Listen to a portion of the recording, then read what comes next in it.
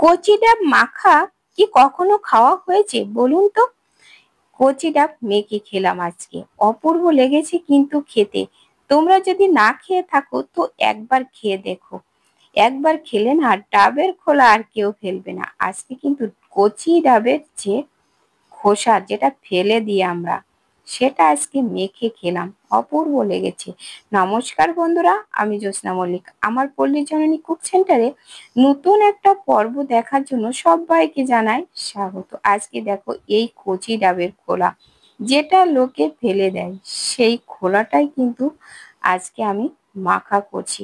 তো তোমরা কিন্তু ভিডিওটা প্রথম থেকে শেষ পর্যন্ত দেখো, আর দেখা শুরুতে একটা লাইক করে দিও। আর নতুন বন্ধুরা আমার চ্যানেলটা সাবস্ক্রাইব করে পাশে থাকা বেল আইকনটিতে ক্লিক করে রেখো, তাহলে পরবর্তী ভিডিও আপলোড হলে নোটিফিকেশন অতি সহজে পৌঁছে যাবে আর পেয়ে যাবে এত সুন্দর সুন্দর রান্নার রেসিপি, অজানা অনেক টিপস। তো তোমরা দেখতে থাকো। আমি দেখো একটা ডাব নিয়েছি, ডাবটার কিন্তু আমি জল খেয়ে নিয়ে যে এই যে ডাবের যে খোলাটা আছে, এই খোলাটা দেখো কেটে নিচ্ছি।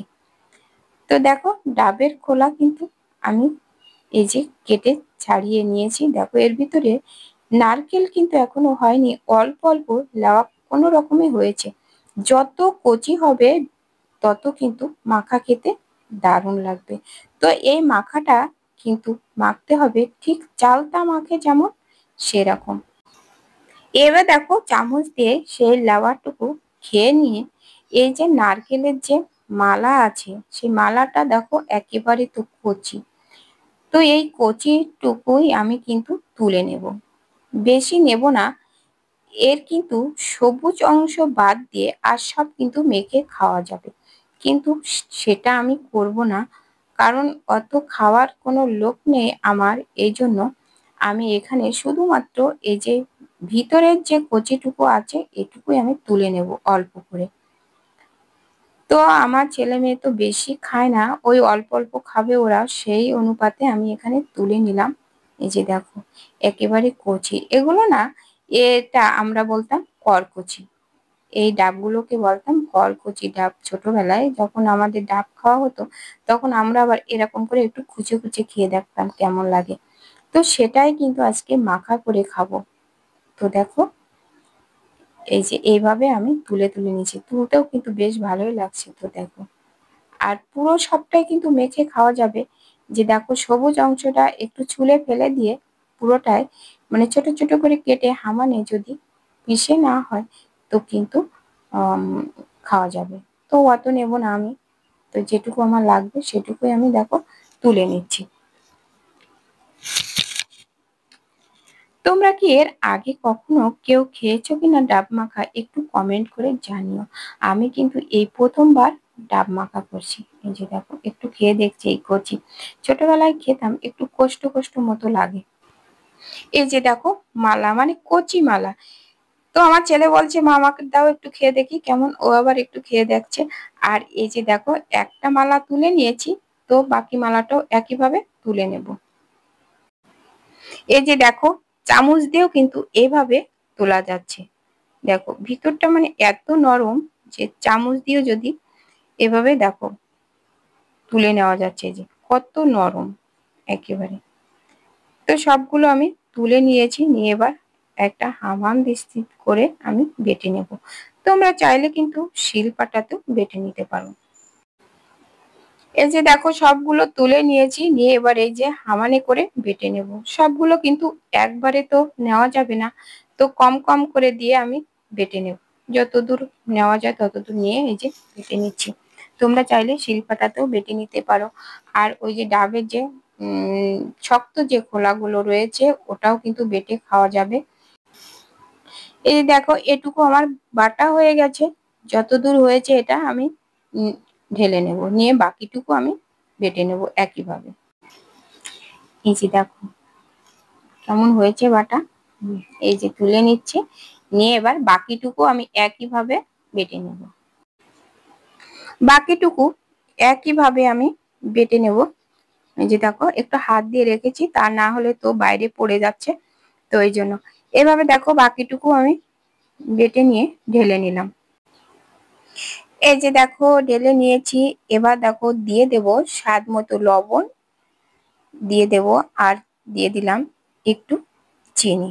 যেহেতু তেঁতুল দেব এজন্য 1 চামচ মতো চিনি দিয়ে দিলাম। আর নিয়েছি 1 প্যাকেট ম্যাগি মশলা। আর এবার দিয়ে দিলাম 1 টিপ মতো আমচুর পাউডার। দেখো দিয়ে দিলাম এবার তেঁতুল। দেখো একটু পুরনো তেঁতুল দিয়ে দিলাম। আর দিয়ে দিলাম আম কাসুন্দি 1 চামচ। তো এবার দিয়ে দিলাম দেখো যে লেবুর পাতা নিয়েছিলাম সেই লেবুর পাতাগুলো একটু ছিঁড়ে দিলাম। আর নিয়েছি দেখো দুটো ভাজা শুকনো ঝাল, মানে শুকনো লঙ্কা নিয়েছি। আর দিয়ে দিলাম 1 চামচ তেল, সরিষার তেল দিয়ে দিলাম। এবার দেখো মেন হচ্ছে এই মশলাগুলো দিলে কিন্তু ডাব মাখা খেতে কিন্তু অপূর্ব লাগে।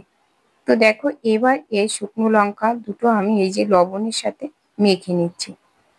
তো দোকানে যারা মাখে তারা কিন্তু এই মশলাগুলোর কথা কিন্তু বলবে না। বিশেষ করে ম্যাগি মশলাটা দিলে খেতে ভালো লাগবে, আমচুর পাউডার, আম কাসুন্দি। আর এবার দিয়ে সেই তেঁতুল দিয়ে আমি একসাথে দেখো মেখে নিচ্ছি। তো এবার ভালো করে মেখে নিয়ে কিন্তু তারপরে খেতে হবে। দেখো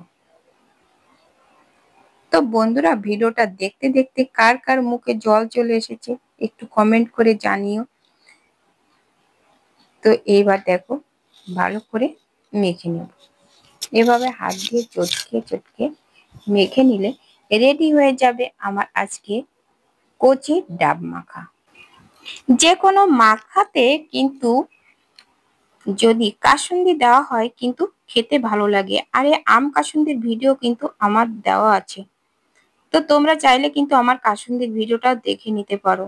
মানে কি বলবো, কাসুন্দি কিন্তু সারা বছর রেখে দিলেও কোনো স্বাদ নষ্ট হবে না, একেবারে ভালো থেকে যাবে। তো দেখো রেডি হয়ে গেছে, এবার কিন্তু খেয়ে দেখবো কেমন হয়েছে। তো খেতে তো অপূর্ব হয়েছে বন্ধুরা। আর ভিডিওটা তোমাদের কাছে কেমন লেগেছে তোমরা কিন্তু কমেন্ট করে জানাতে ভুলো না। আর একটা লাইক দিতে ভুলে গেলে একটা লাইক করে দিও। আর বন্ধুদের সাথে শেয়ার করে দিও। আর নতুন বন্ধুরা আমার চ্যানেলটা সাবস্ক্রাইব করে পাশে থাকা বেল আইকনটিতে ক্লিক করে রেখো, তাহলে পরবর্তী ভিডিও আপলোড হলে নোটিফিকেশন অতি সহজে পৌঁছে যাবে। আর পেয়ে যাবে সুন্দর সুন্দর রান্নার রেসিপি, অজানা অনেক টিপস। আমার সব রান্নাগুলোই কিন্তু কম তেল মশলায় রান্না হয়, কম সময়ের ভিতরে। তোমরা ভিডিওগুলো দেখলে বুঝতে পারবে আমি কিন্তু কোনো নাটক করি না, একেবারে যেটা সত্য সেটাই বলি। তোমরা প্রমাণ করে দেখে তবে কমেন্ট করে জানাতে পারো।